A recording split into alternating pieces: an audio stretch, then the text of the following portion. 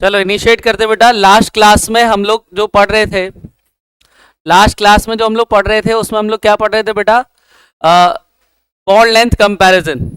याद है ना आप लोगों को? सिंगल बॉन्ड में रेजोनेंस होने पर बॉन्ड लेंथ कम हो जाती है और डबल में बॉन्ड लेंथ। ध्यान से सुनो, आज की क्लास में हम लोग जो जितना टॉपिक बचा हुआ है हमारा मेसोमेरिक इफेक्ट से रिलेटेड या रेजोनेंस से रिलेटेड, आज हम लोग कोशिश करेंगे कि सारे पॉइंट्स को आज खत्म करें। ठीक है भाई?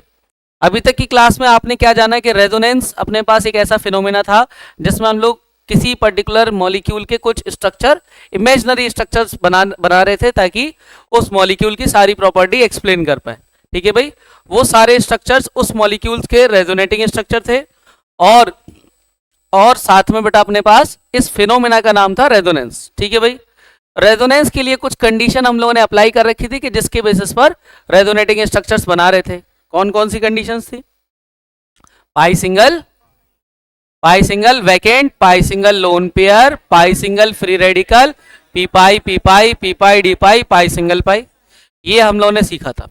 अच्छा, साथ में हम लोगों ने एक बात और सीखी थी, याद है? मैंने आप लोगों को बताया था कि स्टेबिलिटी ऑफ कॉन्जुगेटिंग स्ट्रक्चर्स, जो स्ट्रक्चर्स बने हैं इनमें से सबसे अच्छा स्ट्रक्चर्स कौन सा होगा, तो उसका एक कॉन्सेप्ट था, that is pi charge octet EN opposite charge. First we will check the number of pi bond, then neutrality, उसके बाद बेटा हम लोग चेक करते हैं नंबर ऑफ वैकेंट ऑर्बिटल वाले एटम्स या फिर number of octet complete atom, और उसके बाद EN रूल लगाते थे जिसमें इलेक्ट्रोनेगेटिव पर मोस्ट इलेक्ट्रोनेगेटिव पर नेगेटिव और लेस इलेक्ट्रोनेगेटिव पर पॉजिटिव होना चाहिए।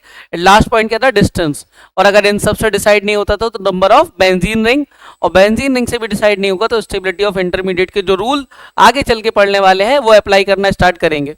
हम लोगों ने क्रॉस और एक्सटेंडेड रेजोनेंस बता दिया इस क्लास में। भी क्रॉस और एक्सटेंडेड नहीं हुआ है। क्रॉस और एक्सटेंडेड का भी आप लोगों को मीनिंग बताना है कि what is the meaning of cross resonance और एक्सटेंडेड रेजोनेंस। ध्यान से समझो, क्रॉस और एक्सटेंडेड रेजोनेंस को हम लोग स्टडी कर लेते हैं, उसके बाद ही हम लोग अपने next topic that is mesomeric effect पे पढ़ेंगे। देखो, अगर आप लोगों को याद हो, मैंने आप लोगों को क्रॉस और एक्सटेंडेड रेजोनेंस, ध्यान से समझना, क्रॉस एंड एक्सटेंडेड रेजोनेंस, बेटा क्रॉस और एक्सटेंडेड रेजोनेंस की अगर बात की जाए तो उसके लिए हमें पुराना अपना एक पॉइंट याद होना चाहिए, दैट इज ऑर्बिटल डायग्राम। अगर आप लोगों को याद हो तो मैंने ऑर्बिटल डायग्राम्स के थ्रू आप लोगों को बताया था इलेक्ट्रॉन की चार्ज डेंसिटी का डिस्पर्जन। याद है? अब जैसे मैं आपके सामने दो स्ट्रक्चर बना रहा हूं, ध्यान से समझना। देखिए, ये अपने पास एक मॉलिक्यूल था CH2, ठीक है भाई, और it is connected to CH, कुछ इस तरह से कनेक्टेड था। ठीक है भाई? अब हुआ क्या कि जब इन दोनों एटम्स को देखा गया, तो इस कार्बन के ऑर्बिटल के पास ये वाला और इस कार्बन के ऑर्बिटल के पास ये वाला, ठीक है भाई, ये इन दोनों ऑर्बिटल्स के बीच में एक पाई बॉन्ड बना हुआ है। मतलब अभी जो चार्ज डेंसिटी का डिस्पर्जन है वो कुछ इस तरह से है। बात समझ में आ रही है? अगर मैं इन ऑर्बिटल्स की चार्ज डेंसिटी का डिस्पर्जन शिफ्ट करूं या तो एक ही डायरेक्शन में या फिर दो डायरेक्शन में, मतलब अगर चार्ज डेंसिटी का डिस्पर्जन, या तो एक पॉसिबिलिटी ये हो सकती थी कि इससे कोई जुड़ने वाला ग्रुप ऐसा आए जिसमें चार्ज डेंसिटी एक ही डायरेक्शन में फैलना स्टार्ट हो। बात समझ में आ रही है? या फिर चार्ज डेंसिटी बेटा जब फैले तो बेटा कुछ इस तरीके से फैले कि एक इस डायरेक्शन में और दूसरा इस डायरेक्शन में। अगर चार्ज डेंसिटी एक ही डायरेक्शन में फैलती है तो हम लोग बोलते हैं एक्सटेंडेडली फैल रही है, और जबकि दो डायरेक्शन में फैलेगी तो उसको क्या बोलेंगे? क्रॉस फैल रही है। बात समझ में आई? मतलब यहां पर जो क्रॉस और एक्सटेंडेड कॉन्जुगेशन या रेजोनेंस शब्द है, इसका मीनिंग क्या है कि चार्ज डेंसिटी का dispersion in a single direction है या फिर हमारे पास बाई डायरेक्शनल है। सिंगल डायरेक्शन में है तो एक्सटेंडेड है, बाई डायरेक्शनल है तो फिर क्रॉस है। देखो बेटा, एग्जांपल से आप लोगों को और अच्छे से पिक्चर क्लियर हो जाएगी। जैसे भाई ध्यान से देखना, अपने पास एक मॉलिक्यूल था कुछ ऐसे, क्या हमें पता है कि अभी चार्ज डेंसिटी ऐसे फैली हुई है, और बेटा मैंने इससे एक एटम और कनेक्ट कर दिया, देखो यहां पर पाई सिंगल पाई, क्या अब चार्ज डेंसिटी ऐसे फैली हुई है? अरे बोलो, this charge density is a unidirectional. क्यों? अभी एक ही डायरेक्शन में फैलती चली गई। बात समझ में? और अगर मैं इसमें एक और इस तरह से कनेक्ट कर दूं, अब चार्ज डेंसिटी कैसे फैल गई बेटा? दो डायरेक्शन में, मतलब चार्ज डेंसिटी ऐसे भी फैल गई, चार्ज डेंसिटी ऐसे भी फैली हुई है, तो इसको अपन क्या बोलेंगे? It is a cross resonance. बात समझ में आई? जबकि अपने पास इस वाले स्ट्रक्चर में जब ये इतना स्ट्रक्चर था तो यहां पर मैंने जब पाई सिंगल पाई लगाया तो चार डेंसिटी केवल और केवल एक ही डायरेक्शन में फैली हुई है। अरे बात समझ में आ रही है? अरे बोलो बेटा, क्या कि अपने पास चार डेंसिटी जो होती है या तो वो एक ही डायरेक्शन में फैल रही होती है या एक से ज्यादा।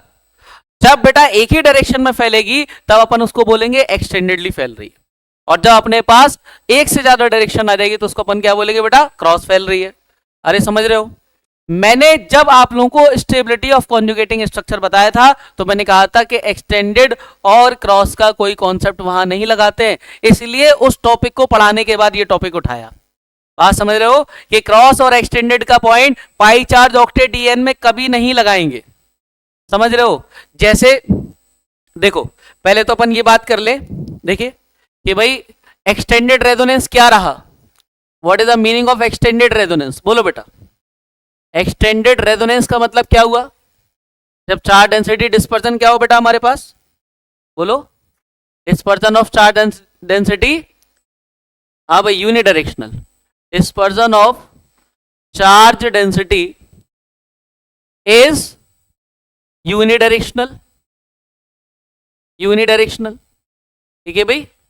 अगर एक ही डायरेक्शन में है तो फिर हमारे पास एक्सटेंडेड है। जैसे ये रहा वो एग्जांपल जिसमें हम लोग ऐसे, ये कार्बन था, इस पर ये ऑर्बिटल, ऐसे ये अगला, और ये दोनों बेटा क्या बॉन्ड बना करके बैठे हुए थे। ये चार डेंसिटी इनके बीच में से फैली हुई थी। अब इससे जुड़ने वाला एक मॉलिक्यूल आया, ध्यान से समझो। एक मॉलिक्यूल आया जो कुछ ऐसे जुड़ा। ये दोनों कार्बन के बेटा ये चार डेंसिटी ऐसे फैली हुई थी, ठीक है भाई। इनके बीच में भी चार डेंसिटी कुछ ऐसे फैली हुई थी, ठीक है। और जब ये बेटा आपस में कनेक्ट हुए तो कनेक्ट होने के बाद हमने क्या ऑब्जर्व किया कि चार डेंसिटी केवल और केवल एक ही डायरेक्शन में ऐसे फैल रही है। समझ आ गई बात? ठीक है भाई। इसको हम लोगों ने क्या नाम दे दिया? Extended resonance. जब अगर हम बात करें यहां पर दूसरे कॉन्सेप्ट की, दैट इज क्रॉस रेजोनेंस, तो क्रॉस रेजोनेंस में हम लोगों ने क्या पाया बेटा? बोलो। चार डेंसिटी का डिस्पर्जन क्या होगा? वाई डायरेक्शनल होगा। तो फिर इस केस में हमारे पास चार डेंसिटी का डिस्पर्जन, देखिए डिस्पर्जन ऑफ चार डेंसिटी इज, कोई कॉपी कर लेता है, हाँ जी, डिस्पर्जन ऑफ चार डेंसिटी इज वाई डायरेक्शनल। जैसे इसी एग्जांपल में ये जो स्ट्रक्चर था, ध्यान से देखना, अपने पास कुछ ऐसा स्ट्रक्चर अभी हम लोगों ने लिया था जिसमें कार्बन कार्बन के बीच में ऐसे ही ऑर्बिटल इस तरह से अपनी चार डेंसिटी फैला रहे थे, ठीक है भाई। फिर इससे जुड़ने वाला अपने पास एक और कार्बन आया और यहां से भी एक कार्बन आया, ठीक है भाई, कुछ ऐसे, ठीक है। यहां पर भी ऐसे कार्बन, समझ गया। और इनके बीच में भी क्या था बेटा? एक बॉन्ड बना हुआ था। क्लियर? समझ गया ना? इस तरह से। तो अब हुआ क्या कि पहले चार डेंसिटी बेटा केवल इन दोनों के बीच में ऐसे फैल रखी थी। जब बेटा अगला आया, ये अपने चार डेंसिटी लेकर के आया और बेटा ये हमारे पास कुछ इस डायरेक्शन में मुड़ गए, तब भी ये बेटा हमारे पास सिंगल डायरेक्शन में चार डेंसिटी फैल रखी थी। अचानक से हुआ ये कि बेटा सामने एक ऐसा मॉलिक्यूल आया जिसमें चार डेंसिटी ऐसे फैली हुई थी, और जब इसकी चार डेंसिटी आगे बढ़ाई गई तो देखा गया ये चार डेंसिटी इस तरफ भी फैल गई। तो अब इस मॉलिक्यूल को ऐसा फील हो रहा है कि चार डेंसिटी इधर पर भी भेजना और यहां पर भी भेजना है। बात समझे? अब आप मुझे बताओ इन दोनों में से बढ़िया कॉन्जुगेशन कौन सा होगा, एक्सटेंडेड या क्रॉस? किसमें ज्यादा चार डेंसिटी फैल पाएगी? अरे आप लोगों को एक बात याद है, जब आप लोग ऐसे करंट भेजते थे आई, और करंट या तो बेटा जैसे ही आता था तो अपन क्या करते थे, इधर पे I1, याद है इसको आप कहते थे I2। अरे बोलो। तो इधर पे करंट I जो है और I1 और I2 में, इन तीनों में सबसे बड़ा कौन है? क्या I he I1 plus I2 है? और जब तक एक ही डायरेक्शन में था तो ओनली क्या था? तो यहां जो अपने पास जो करंट ऐसे चल रहा होगा या चार्ज ऐसे डिस्पर्स हो रहा होगा, तो क्या यहां पर चार्ज ज्यादा डिस्पर्स्ड है, जबकि यहां पर बेटा वो बट गया। अरे बोलो, आधा डेंसिटी इस तरफ आधा इस तरफ। अरे समझ पा रहे हो? मतलब ये हमारे पास कंपैरेटिवली हमारे पास extended resonance is better as compare to cross. क्यों? क्योंकि एक्सटेंडेड में हमारे पास चार डेंसिटी कहीं बट नहीं रही, यहां पर चार डेंसिटी क्या हो रही है? दो डायरेक्शन में चल रही है। अरे समझ पा रहे हैं आप लोग? बोलो। क्लियर है ना? ये क्या क्लियर है बेटा हमारे पास कि बेटर रेजोनेंस कौन सा? बोलो। Extended is better resonance. हाँ भाई। Better resonance, better than cross. But ध्यान से सुन लो, ये वाला कॉन्सेप्ट कभी भी स्टेबिलिटी ऑफ कॉन्जुगेटिंग स्ट्रक्चर्स पे नहीं लगाना है, बार बार कह रहा हूं मैं ये, ठीक है। जैसे ये एक बार यही क्वेश्चन पूछ लिया गया बच्चों से, इन बच्चों से पूछा गया कि बेटा यहां पर ये एक मॉलिक्यूल है और इस मॉलिक्यूल के साथ एक और दूसरा मॉलिक्यूल है, ठीक है भाई। इन दो मॉलिक्यूल में एक ऐसा था, यहां पे पॉजिटिव था और यहां पर पॉजिटिव था। अब इन दोनों में पूछा गया कि which is better conjugating structure. ये दो कॉन्जुगेटिंग स्ट्रक्चर बनाए गए और बच्चों से पूछा गया कि इन दोनों में कौन सा अच्छा कॉन्जुगेटिंग स्ट्रक्चर है। बोलो बेटा, क्या लग रहा है आपको कि कौन सा अच्छा कॉन्जुगेटिंग स्ट्रक्चर होगा? बोलो class, which is better conjugating structure. देखो, बोलो भाई, यहां पर which is better conjugating structure. पहले वाले में कौन सा लग रहा है? पहले वाले में पहला लग रहा है, क्यों?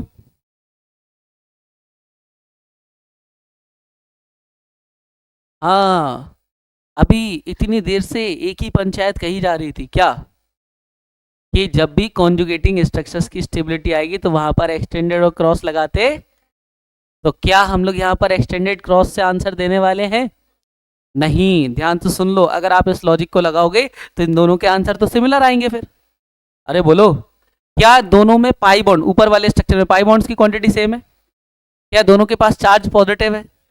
पाई चार्ज नहीं लग पाया। ऑक्टेट इनकम्प्लीट एटम दोनों के पास एक एक है, ऑक्टेट वाला रूल नहीं लग पाया। पॉइंट नंबर 4 क्या है? इलेक्ट्रोनेगेटिविटी, कार्बन पे ही पॉजिटिव है, पॉइंट नंबर 4 एप्लीकेबल नहीं। Point number 5, distance between opposite charge, applicable नहीं हो सकता, ऑपोजिट चार्ज ही नहीं है ऊपर वाले में। पांचों पॉइंट से आंसर। छठवां देख लो, दोनों में बेंजीन नहीं अवेलेबल, तो सातवां पॉइंट लगाएंगे, स्टेबिलिटी ऑफ इंटरमीडिएट, ना कि क्रॉस और एक्सटेंडेड। बात समझ रहे हो? अगर आप क्रॉस और एक्सटेंडेड लगाओगे तो फिर उस हिसाब से ये वाला एक्सटेंडेड है, ये क्रॉस में है, ये वाला एक्सटेंडेड है, ये क्रॉस में है। बात समझ रहे हो? तो क्रॉस और एक्सटेंडेड के हिसाब से दोनों का स्टेबिलिटी क्या होना चाहिए? सेम। भाई यहां पर अपन बोलेंगे एक्सटेंडेड है, ये ज्यादा स्टेबल होना चाहिए, ये एक्सटेंडेड है, ये ज्यादा स्टेबल होना चाहिए। बात समझ रहे हो? जबकि अगर हम बात करें तो बेटा पहले वाले का जो आंसर है बेटा, वो हमारे पास A is more stable then B और यहां पर B is more stable then A। This is the correct answer of this question. और ये बहुत अच्छे क्वेश्चन है इस बात को आपको दिमाग में सेट करने के लिए कि क्रॉस और एक्सटेंडेड नहीं लगाते। और क्यों नहीं लगाते? ये एक इमेजिनरी स्ट्रक्चर है, this is the conjugating structure, एक इमेजिनरी स्ट्रक्चर है। ये किसी उसी मॉलिक्यूल का ये दूसरा इमेजिनरी स्ट्रक्चर है। कॉन्जुगेटिंग स्ट्रक्चर का मीनिंग क्या था? एक मॉलिक्यूल की प्रॉपर्टी एक स्ट्रक्चर नहीं बना पा रहा, बहुत सारे स्ट्रक्चर बनाओ, पहला बनाया दूसरा बनाया, ऐसे ये इस मॉलिक्यूल के दो स्ट्रक्चर बनाए, और भी बन सकते थे, ध्यान से समझना। तो क्या अब इन स्ट्रक्चर में आपने एक फिक्स फोटो बना ली और अगर आप इसके अंदर भी रेजोनेंस का ही कॉन्सेप्ट लगाने लगे तो फिर वो स्टेबिलिटी ऑफ कॉन्जुगेटिंग स्ट्रक्चर पे एप्लीकेबल नहीं है, क्योंकि अब आपने कहा था कि एक मॉलिक्यूल के 5 स्ट्रक्चर बनाए, उन 5 में भी अगर आप कॉन्जुगेशन लगा रहे हो तो फिर कुछ नहीं बचा। आप लॉजिकली बात समझ पा रहे हो मैं क्या कह रहा हूं? भाई क्या हमारे पास एक इमेजिनरी स्ट्रक्चर है, ये रुका हुआ, ये भी रुका हुआ, अब यहां पर चार्ज डेंसिटी डिस्पर्स नहीं हो रही। अरे बोलो, अगर हो रही होती तो फिर यहीं से अपन, फिर तो ये मॉलिक्यूल ही नहीं बचा ना। इट्स अ इमेजिनरी स्ट्रक्चर, ये हमारे पास एक स्टेबल फोटो बनाई है आपने।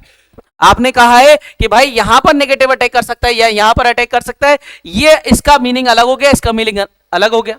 ये कुछ प्रॉपर्टी बताएगा, ये कुछ प्रॉपर्टी बताएगा, बट अगर आप क्रॉस और एक्सटेंडेड लगाओगे तो क्रॉस और एक्सटेंडेड का मतलब ही होता है डिस्पर्जन ऑफ चार्ज डेंसिटी ना यूनिडायरेक्शन है, या फिर तो यहां पर डिस्पर्जन ही अगर आपने लगा दिया तो बचे नहीं कॉन्जुगेटिंग स्ट्रक्चर, वो तो रियल स्ट्रक्चर बना दिया फिर। और यहां स्टेबिलिटी किसकी पूछी जा रही है? कॉन्जुगेटिंग स्ट्रक्चर की। तो यहां पर ये कॉन्सेप्ट एप्लीकेबल नहीं है कि आप एक्सटेंडेड और क्रॉस वाले कॉन्सेप्ट से आंसर दें, अदरवाइज आपका आंसर बदल जाएगा। ये दोनों बहुत अच्छे क्वेश्चन है जिसमें जनरली बच्चे फंस जाते हैं, वो सोचते हैं कि कॉन्जुगेटिंग स्ट्रक्चर में सब कुछ तो सेम मिल रहा है, यहाँ पे पांचों के 5 पॉइंट सेम हो रहे हैं, छठवां पॉइंट बेंजीन नहीं है और सातवां स्टेबिलिटी ऑफ इंटरमीडिएट है। ये दिमाग में सेट कर लेना, यहां पर स्टेबिलिटी ऑफ इंटरमीडिएट चेक की जाएगी, ना कि क्रॉस और एक्सटेंडेड। बात समझ रहे हो? क्रॉस और एक्सटेंडेड हो सकता कहीं और एप्लीकेबल हो, पर यहां पर एप्लीकेबल। Clear to all? समझ में आ गया? ये क्वेश्चन किस पर बेस्ड था? ये क्वेश्चन था बेटा हमारे पास stability of conjugating structure, stability of conjugating structure. देखिए, स्टेबिलिटी ऑफ कॉन्जुगेटिंग स्ट्रक्चर, और बेटा यहां पर अपने पास यही सही आंसर है। मैं आप लोगों को रीजन और बता दे रहा, ध्यान से सुन लो। देखो मुझको बताओ बेटा, ये एल्कीन कौन सा इफेक्ट लगाता है? माइनस आई। ये कौन सा इफेक्ट लगाता है? माइनस आई। यहां पर भी क्या लगा रहा होगा? माइनस आई। यहां पर भी माइनस आई। अब इस प्लस वाले का inversely proportional to minus I group. अरे बोलो, तो इसमें माइनस आई एक दूर है, इसमें दोनों माइनस आई पास हैं, तो इसमें स्टेबिलिटी किसकी ज्यादा होगी? एक की। जबकि यहां पर ये माइनस आई लगा रहा है, ये भी क्या लगा रहा है? माइनस आई। ये भी क्या लगा रहा है? माइनस आई। ये भी क्या लगा रहा है? और माइनस के लिए कॉन्सेप्ट क्या था? Directly proportional. जितना अच्छा माइनस आई उतनी ज्यादा स्टेबिलिटी। यहां माइनस आई ज्यादा है इसलिए इसकी स्टेबिलिटी ज्यादा है। बात समझे? यहां पर माइनस आई कम है इसलिए इसकी स्टेबिलिटी ज्यादा है। इसलिए इन दोनों के आंसर बदल रहे हैं। अरे बोलो, समझ में आ रहा? बहुत ही अच्छे क्वेश्चन है कंफ्यूज करने के लिए।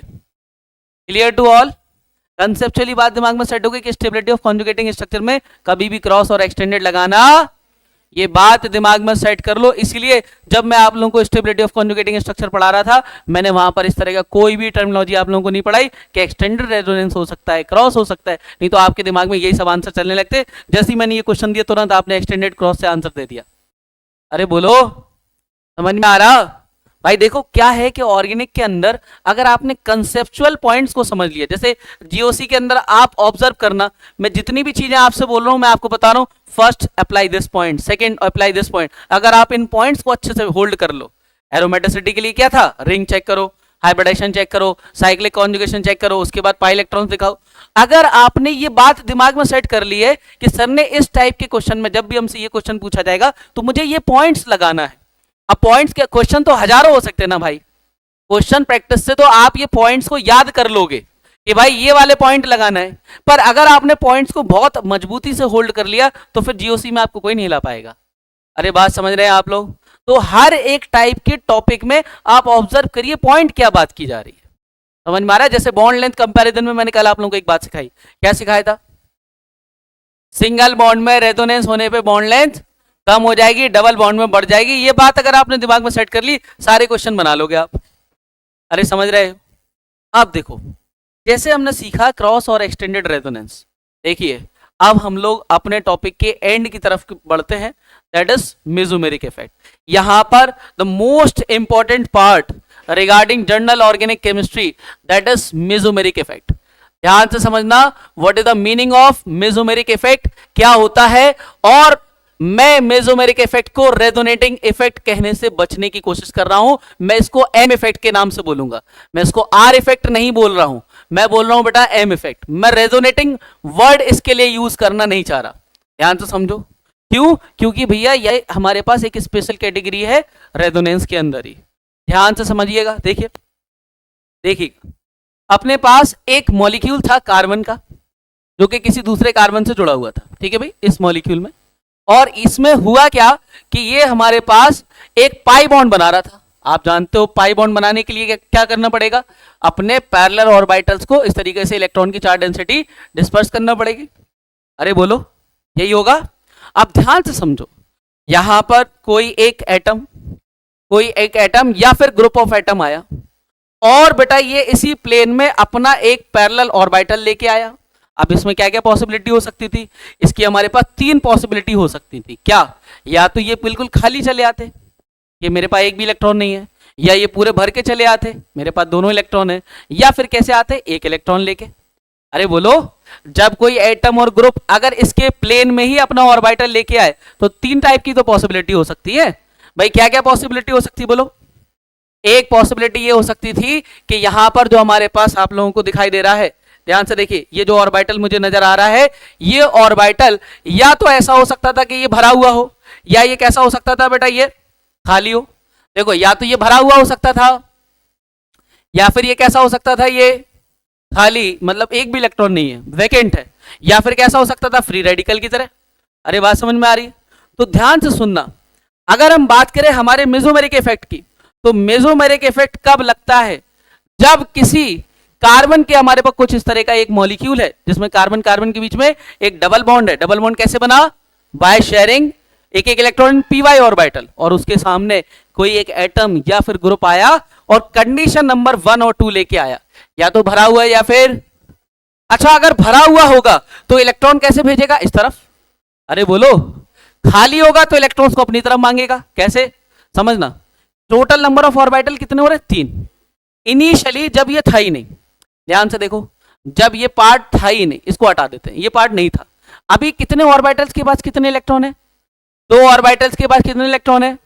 क्या इन दोनों के पास एक एक इलेक्ट्रॉन शेयर हो रहा है? अरे बोलो। और जैसे ही ये भाई साहब इससे जुड़े तो बेटा अगर ये खाली आएंगे तो क्या हमारे पास 3 ऑर्बिटल में 2 इलेक्ट्रॉन बटेंगे, यानी इधर पे चार्ज डेंसिटी इसने इस तरफ खींच ली। बात समझ में आई? या फिर ऐसा हो सकता था 2 इलेक्ट्रॉन लेके आए तो 3 ऑर्बिटल में कितने हो जाते, 4।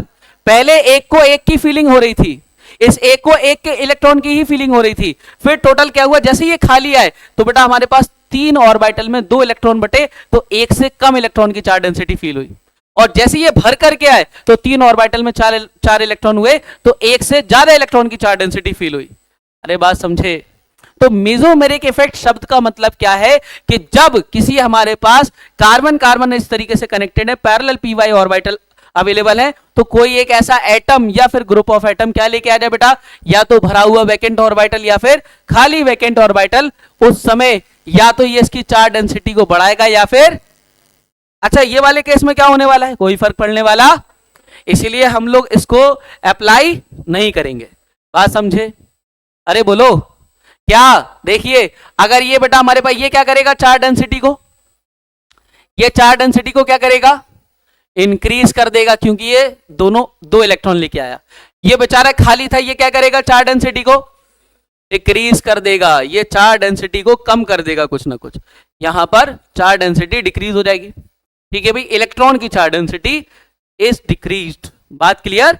तो बेटा हम लोग ये बोलेंगे क्या, मेसोमेरिक इफेक्ट का मतलब क्या होता है कि भाई हमारे पास कार्बन कार्बन की जो चेन है, ठीक है भाई, ये वाली चेन, इस चेन में ये जो ऑर्बिटल्स अवेलेबल थे ना, ये वाले, जिसमें से ये वाला बॉन्ड, इसको हटा देते हैं एक बॉन्ड को, हाँ भाई ये वाला जो बॉन्ड बना हुआ है, यहां पर पी वाई ऑर्बिटल्स के अंदर इलेक्ट्रॉन की चार्ज डेंसिटी या तो बढ़े या फिर कम हो जाए। इस फिनोमेना का नाम क्या है, मेसोमेरिक इफेक्ट का एक्चुअल मीनिंग समझ में आ गया? अरे बोलो क्या, जब 2 कार्बन हमारे पास कनेक्टेड हो किससे, पाई बॉन्ड से, तो पाई बॉन्ड के अंदर पी वाई ऑर्बिटल्स के अंदर हमारे पास क्या हो, इलेक्ट्रॉन की चार्ज डेंसिटी या तो बढ़ जाए या फिर कम हो जाए। कब, जब उससे कोई ऐसा एटम या फिर ग्रुप कनेक्ट हो जिसके पास एक पैरेलल ऑर्बिटल था, या तो भरा हुआ या फिर, बात क्लियर? इंडक्टिव इफेक्ट याद है क्या होता था, डिस्प्लेसमेंट ऑफ सिग्मा इलेक्ट्रॉन्स के थ्रू होता था। यहां पे कौन से इलेक्ट्रॉन्स है, पाई वाले। अब एक बात बताओ, सिग्मा इलेक्ट्रॉन्स डिस्प्लेस हो रहा है, वहां क्या होता था कि कोई एक एटम आता था या ग्रुप ऑफ एटम आता था, या तो इलेक्ट्रॉन भेजता था सिग्मा बॉन्ड के थ्रू या इलेक्ट्रॉन्स को खींचता था, यही तो पढ़ा था, प्लस आई और। अब मेसोमेरिक इफेक्ट में भी 2 ही पॉसिबिलिटी है, ये भी या तो बेटा क्या करेगा, इलेक्ट्रॉन डेंसिटी या फिर कम करेगा, या तो बढ़ाएगा या फिर कम करेगा, बट वहां पर क्या था, सिग्मा बॉन्ड्स में। किसमें बेटा, यहां खेल किसका है, तो सिग्मा और पाई बॉन्ड में अगर इलेक्ट्रॉन डेंसिटी बढ़ा रहा है, एक इंडक्टिव इफेक्ट है, एक मेसोमेरिक इफेक्ट है, तो किसका इफेक्ट ज्यादा देखने को मिलेगा कि चार्ज डेंसिटी कौन बढ़ा पा रहा होगा ज्यादा। मतलब देखो, इंडक्टिव इफेक्ट वाला कोई ग्रुप इलेक्ट्रॉन दे रहा है थ्रू द सिग्मा बॉन्ड, और मेसोमेरिक इफेक्ट वाला थ्रू द पाई बॉन्ड। अरे बात समझ रहे हो? तो सिग्मा बॉन्ड और पाई बॉन्ड में से इलेक्ट्रॉन देना किस पॉइंट में ज्यादा इजी है, सोचो, विच इज वीकर, सिग्मा और पाई?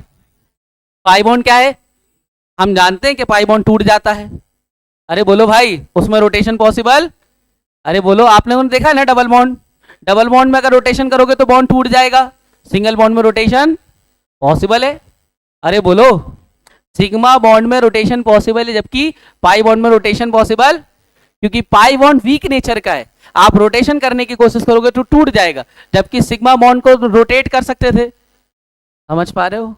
या 3D में दिखा दे, लाइव फील करा दे कि सिग्मा बॉन्ड और पाई बॉन्ड। चलो 1 मिनट रुको, लेके आ रहे हम। चलिए देखिए ध्यान से, देखो बेटा ये हमारे पास सिंगल बॉन्ड है, दिख रहा है सबको? अच्छा, इस सिग्मा, ये जो सिंगल बॉन्ड है सिग्मा बॉन्ड है ना, अगर इसमें मैं एक एटम को होल्ड कर लूं, क्या दूसरा एटम रोटेट कर सकता है? अरे बोलो भाई, बिकॉज हेड ऑन ओवरलैपिंग है ना। अरे समझ रहे हो, हेड ऑन ओवरलैपिंग में रोटेशन पॉसिबल है, जबकि अपने पास अगर पाई बॉन्ड बनेगा, कौन सा बॉन्ड बेटा, पाई बॉन्ड जब बनेगा, अगर मैं एक को होल्ड करके दूसरे को रोटेट करने की कोशिश करूं तो पॉसिबल, क्यों? क्योंकि बेटा यहां पर रोटेशन रिस्ट्रिक्ट हो चुका है। क्यों? क्योंकि बेटा हेड ऑन ओवरलैपिंग के साथ साथ एक और नई ओवरलैपिंग हो गई। अब उस ओवरलैपिंग को आपको तोड़ना पड़ेगा अगर आप रोटेशन करोगे। बात समझ में आ रही? तो ये हमारा वीक नेचर का है। वो कैसा है? कौन पहले टूट रहा? पाई पहले टूट जाएगा। बात समझ में? वहां रोटेशन पॉसिबल, इसीलिए पाई बॉन्ड को अपन क्या मानते हैं? वीक। क्या मानते हैं? जबकि सिग्मा को क्या मान रहे? स्ट्रॉन्ग। तो सवाल ये उठता है कि इंडक्टिव इफेक्ट में, और दूसरा कौन सा बेटा? मेसोमेरिक इफेक्ट में कौन ज्यादा पावरफुल है? कौन ज्यादा? देखो सिग्मा तो वैसे ही घूम रहा है, गिर गया नीचे। हाँ जी, बताओ बेटा, सिग्मा और पाई बॉन्ड में, इन दोनों में से इलेक्ट्रॉन डेंसिटी डिस्पर्जन कहां ज्यादा तरीके से करा सकते हो? मतलब कहां इजी रहेगा इलेक्ट्रॉन भेजना? स्ट्रॉन्ग में या वीक में? अरे किसको पहले हरा पाएंगे, स्ट्रॉन्ग को या वीक को? वीक को पहले हरा सकते हैं। मतलब मेसोमेरिक इफेक्ट में जब इलेक्ट्रॉन की डेंसिटी फैलेगी या फिर इंडक्टिव इफेक्ट में इलेक्ट्रॉन की डेंसिटी फैलेगी तो बेटा हम लोग कहेंगे कि मेसोमेरिक इफेक्ट ज्यादा पावरफुल इफेक्ट रहेगा। पावरफुल का मतलब क्या है कि यहां से इलेक्ट्रॉन्स देना या खींचना ज्यादा इजी है। नहीं समझे? अरे बोलो, बात क्लियर है? अरे बताओ भाई, सब बच्चों को समझ में आ गया? क्या समझ में आया कि अपने पास दो तरह के इफेक्ट है, दैट इज इंडक्टिव और मेसोमेरिक। अच्छा, मैंने ना इंडक्टिव और मेसोमेरिक में, इंडक्टिव में तो आप लोगों को बताया था ना फरहान, ना ऋतिक, ना हीरालाल वाली ट्रिक, और प्लस आई की भी एक ट्रिक बताई थी आपको, नो कार्बोक्सिलेट 3 to 1 CT3 और CD3। जबकि मेसोमेरिक इफेक्ट में कोई ट्रिक की नीड, कई लोग मेसोमेरिक इफेक्ट में प्लस एम माइनस एम नहीं समझ पाते हैं, पर देखिए आपके सामने आंसर है। देखो, जितने ऐसे हैं जो इलेक्ट्रॉन देते हैं उसको अपन ने क्या बोला था? प्लस आई। क्या बोला था? तो जो इलेक्ट्रॉन डेंसिटी बढ़ाएंगे उसको क्या बोलेंगे? Plus M effect. और जो इलेक्ट्रॉन बेटा हमारे पास कम करेंगे उसको क्या बोलेंगे? Minus M effect. समझ गए ना? तो बेटा ऐसे जितने भी एटम या ग्रुप ऑफ एटम है जो बेटा जो अपना वैकेंट ऑर्बिटल ला सकते हैं, किसमें? कॉन्जुगेशन में। किसमें बेटा? कॉन्जुगेशन में। वो सारे एटम और ग्रुप ऑफ एटम क्या कहलाएंगे? Minus M group. क्या कहलाएंगे? और ऐसे एटम और ग्रुप ऑफ एटम जिसके पास क्या हो बेटा? एक लोन पेयर हो। क्या हो बेटा? अब लोन पेयर कैसे भी हो सकता है? नेगेटिव फॉर्म में भी, न्यूट्रल फॉर्म में भी। अरे बोलो, जैसे CH2 नेगेटिव है, किसकी तरह काम करेगा? प्लस एम या माइनस एम? CH2 नेगेटिव के पास क्या है? Lone pair. अरे बोलो, बात समझ रहे हो? तो बेटा यहां अगर हम बात करें, हमारे पास दो तरह के ग्रुप निकल के आए। एक कौन सा बेटा? Plus M. और एक कौन सा ग्रुप निकल के आया बेटा? Minus M. ध्यान से सुनना बेटा। तो प्लस एम में अपन क्या बोलेंगे? इलेक्ट्रॉन डेंसिटी इंक्रीज करने वाले ग्रुप्स कौन से हो सकते हैं? जिनके पास ऑलरेडी क्या हो बेटा? Lone pair. जैसे कोई एक एटम है और उसके पास नेगेटिव चार्ज हो, negative is acting as a lone pair. या फिर बेटा हमारे पास कोई एटम है उसके पास ऑलरेडी क्या हो बेटा? Lone pair. जैसे फॉर एग्जाम्पल, ध्यान से देखिएगा, क्या बेटा हमारे पास नाइट्रोजन, इसके पास क्या होता है? एक लोन पेयर होता है। अब इससे मैं कुछ भी जोड़ दूं, इधर R जोड़ दूं, R1 इधर पे जोड़ दूं R2। अरे बोलो, अब आप चाहो तो लिख सकते हो, जैसे ये ग्रुप किसकी तरह काम करेगा बताओ? प्लस एम या माइनस एम? क्यों? क्योंकि ये लोन पेयर लेके आ रहा है। क्या लेके आ रहा है ये? अच्छा बताओ बेटा, क्या CH2 नेगेटिव जो है, CH2 नेगेटिव, ये बेटा ये भी क्या लेके आता है? Lone pair. अरे बोलो, ये किसकी तरह काम करेगा? Plus M. तो माइनस एम के लिए बेटा अपने पास कंडीशन क्या थी? वैकेंट ऑर्बिटल लेके आए। अच्छा, वैकेंट ऑर्बिटल के लिए जैसे अपने पास कार्बन, याद है CH2 पॉजिटिव कार्बोकेटायन, ये क्या होता था? वैकेंट ऑर्बिटल वाला। मतलब किसी एटम के पास अगर वैकेंट ऑर्बिटल है पॉजिटिव स्टेट में या फिर न्यूट्रल स्टेट में, इनके पास क्या है बेटा? Vacant orbital. तो ये हमारे पास किसकी तरह काम कर सकता है? माइनस एम की तरह। मतलब ये हमारे पास इलेक्ट्रॉन खींच ले जाएगा। या फिर आप कह सकते हो कहीं पर बेटा हमारे पास पोलर पाई बॉन्ड हो। अब ये पोलर पाई बॉन्ड का मतलब समझ लो क्या है, ध्यान देना। ये दोनों एग्जांपल का मतलब ये है कि अगर इलेक्ट्रोनेगेटिविटी ए की ज्यादा हुई 20 है, सॉरी उल्टा बोल दिया, इलेक्ट्रोनेगेटिविटी ए की कम हुई 20 है, तब उस केस में जैसे CH2 मॉलिक्यूल CH ये था, इससे बेटा मैंने जोड़ दिया यहां पर C डबल बॉन्ड OH। क्या आप लोगों को यहां पे कोई कॉन्जुगेशन नजर आ रहा है? That is pi single. तो क्या अब इलेक्ट्रॉन्स इस तरफ शिफ्ट होंगे?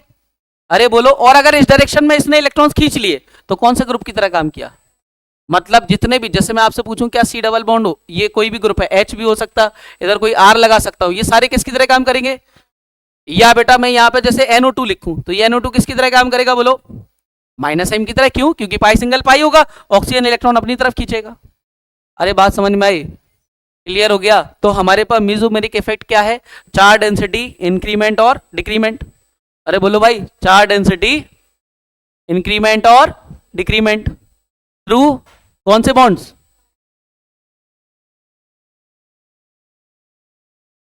इंक्रीमेंट और डिक्रीमेंट, या डिक्रीज्ड भी बोल सकते हो आप, थ्रू पाई बॉन्ड्स।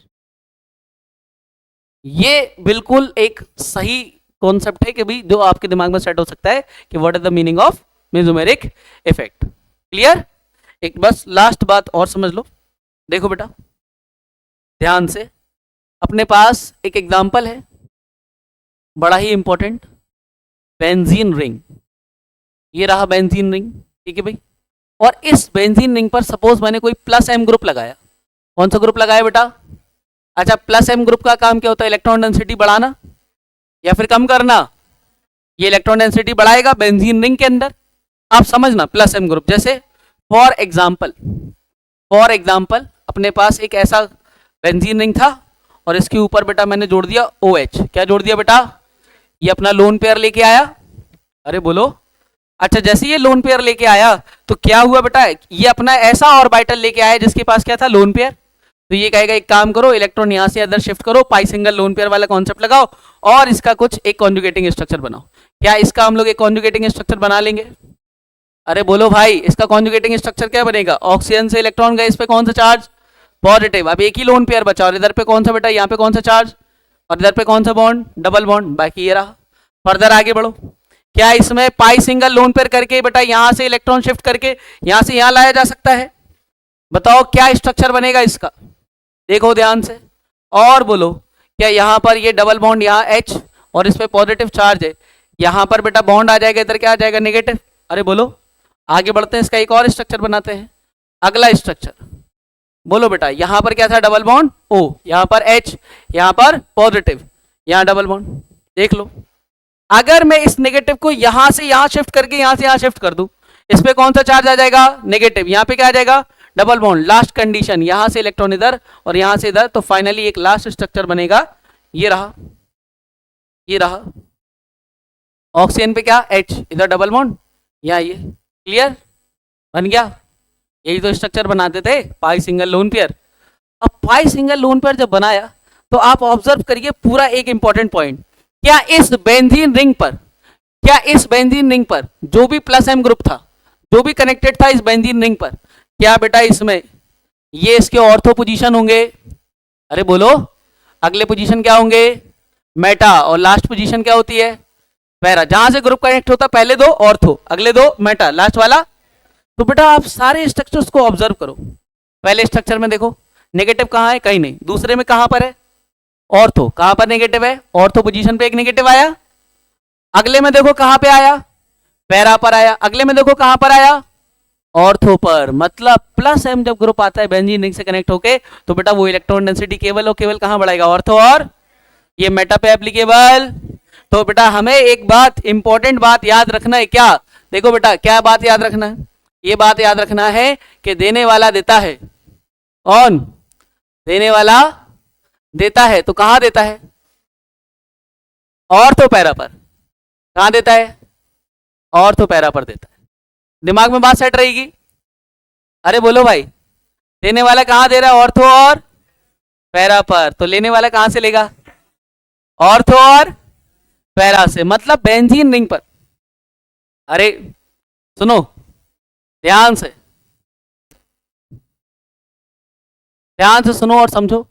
ये रहा बेंजीन रिंग, और अगर इस पे कोई माइनस M ग्रुप होता, माइनस M ग्रुप, ठीक है भाई, माइनस M ग्रुप, जैसे मान लीजिए इस पे मैं कोई CH2 पॉजिटिव जोड़ दूं। हाँ जी क्लास, यहाँ पर बेटा मैंने यहाँ पे CH2 पॉजिटिव जोड़ा। क्या आप लोग इसके बहुत सारे स्ट्रक्चर सोच सकते हो? टोटल 5 स्ट्रक्चर बना लेंगे अपन।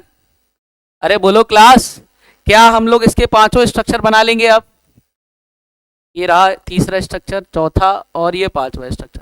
ठीक है भाई, इन सारे स्ट्रक्चर्स में ये भी लगा देते हैं। हाँ जी क्लास, बताइए इन स्ट्रक्चर में ये बॉन्ड अभी इधर ही रहने वाला है, इधर पे ये बॉन्ड आ जाएगा। चलिए बनाते हैं स्ट्रक्चर, बताइए क्या बेटा ये हमारे पास पाई सिंगल वैकेंट है, मतलब वैकेंट इधर डेवलप हो जाएगा, इधर पे क्या आ जाएगा डबल बॉन्ड, अरे बोलो A double bond B single bond C, positive इस तरफ शिफ्ट हो जाएगा, वहां पर क्या आ जाएगा बॉन्ड, या फिर से अगेन पाई सिंगल वैकेंट दिखाई दे गया ये। और अगर मैं यहां से इलेक्ट्रॉन इस तरफ शिफ्ट करूंगा तो अपने पास क्या बन जाएगा बोलो, यहां पर कौन सा चार्ज आ जाएगा पॉजिटिव, इधर पे क्या आ जाएगा डबल बॉन्ड। और बेटा अगर मैं फर्दर शिफ्ट करूं तो यहां पे कौन सा चार्ज आ जाएगा पॉजिटिव, इधर बॉन्ड और ये डबल बॉन्ड। यहां से भी अगर मैं शिफ्ट कर दूं इस पर तो यहां पे कौन सा चार्ज पॉजिटिव, इधर डबल बॉन्ड, ये डबल बॉन्ड, ये डबल बॉन्ड। तो ऑब्जर्व कर लो और बताओ बेटा क्या हुआ। बोलो कि जब बेंजीन रिंग से कौन सा ग्रुप कनेक्टेड था -m, कौन सा बेटा, तो ये रहे इसके ऑर्थो, ये रहा इसका मेटा, ये रहा पैरा।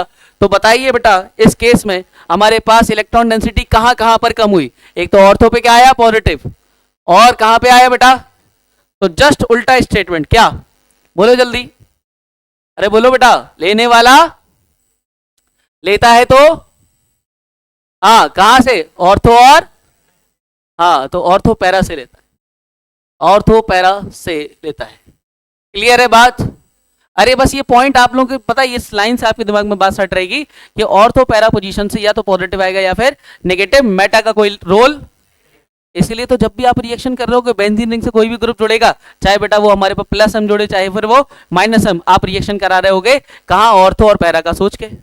अरे बात समझ रहे हो, जैसे आप एक बात बताओ, ये सवाल आपके सामने ही है, कोई प्लस आएगा यहां अटैक करने, तो कहां कहां अटैक करेगा, या तो ऑर्थो या फिर पैरा, क्योंकि उसे नेगेटिव की तलाश है, या तो ये ऑर्थो पे अटैक करेगा या फिर ये पैरा पर। जबकि इस केस में कोई प्लस आएगा तो कहां अटैक करेगा, मेटा पर। क्यों, क्योंकि ऑलरेडी यहां प्लस है, प्लस प्लस रिपेल करेगा। अरे समझे, इसके बेसिस पे आपकी रिएक्शन मैकेनिज्म चलेगी। अरे समझ पा रहे हो, जीओसी सीख किस लिए रहा है, रिएक्शन मैकेनिज्म को समझने के लिए। ये सारे आपके बिहाइंड द सीन पॉइंट्स है कि अच्छा ऐसा कुछ होने वाला है जिसके बाद रिएक्शन आगे बढ़ेगी, समझ पा रहे, अरे बोलो।